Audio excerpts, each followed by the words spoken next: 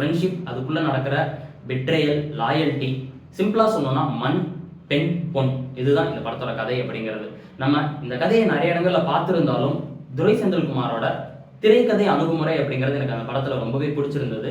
This is one of the best writing film அப்படின்னு சொல்லுவேன். அதே மாதிரி அவர் எடுத்த படங்கள்லயே இதுதான் பெஸ்ட் ஃபிலிம் அப்படின்னு நான் சொல்லுவேன். ஏன் அப்படி சொல்றேன்னா, சூரி மாதிரியான ஒரு ஆக்டரை கொண்டு வந்து அவருக்கு ஒரு இன்டென்ஸான ரோலை கொடுத்து ஃபர்ஸ்ட் ஹாஃப்லாம் பார்த்தீங்கன்னா அவர் பண்ற ஒரு சில விஷயங்கள் அவ்வளோ ஹிலேரியஸா இருக்கும்.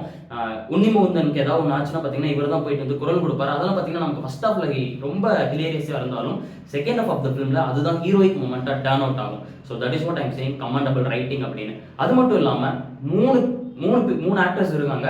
3 பேருக்குமே ஈக்குவலான ஒரு ரோலை வந்து ஸ்பிளிட் பண்ணி ஒரு ஹெவியான ரூரல் டிராமா கொடுக்கறது அப்படிங்கிறது சாதாரண விஷயமே இல்லை.